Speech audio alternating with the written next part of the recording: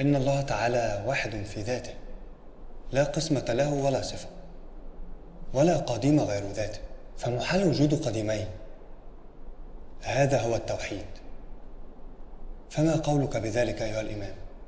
يونس، هل تدرك ما تقول؟ نعم يا إمام. وكيف تراه؟ أراه حسنا يقبله العقل والقلب. العقل والقلب؟ أنت تنفي عن الله ما أثبته لنفسه.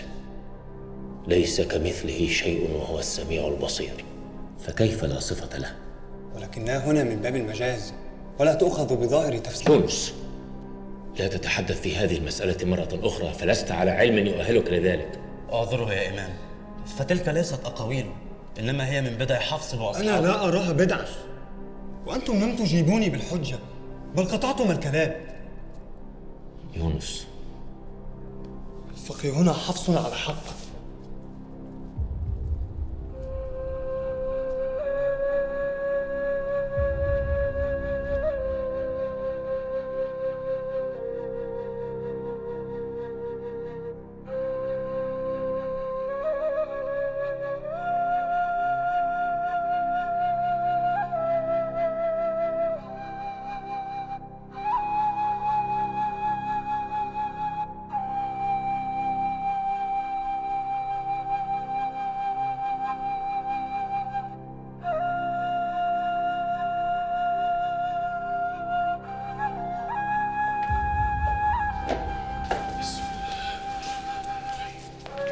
إلى أين يا إمام؟ الفجر لم يؤذن له بعد. عندي موعد قبل الصلاة.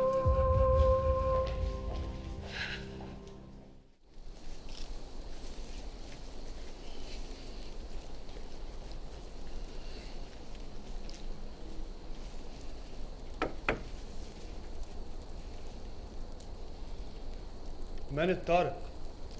محمد بن إدريس.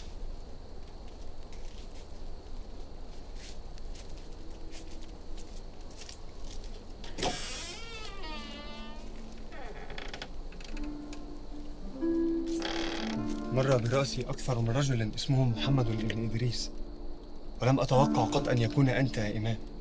لم أستطع النوم وفي قلبك شيء مني. يا يونس، تجمعنا مئات المسائل، فهل تفرقنا مسألة؟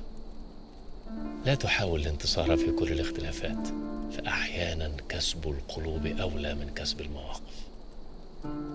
تفضل يا إمام، تفضل.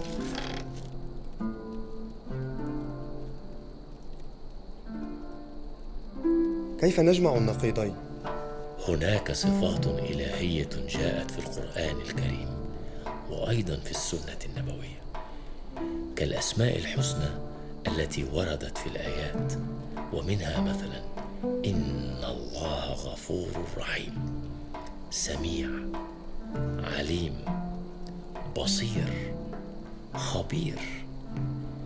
هذه لا يختلف مسلم في معناها، فالله عليم بصير سامع قادر.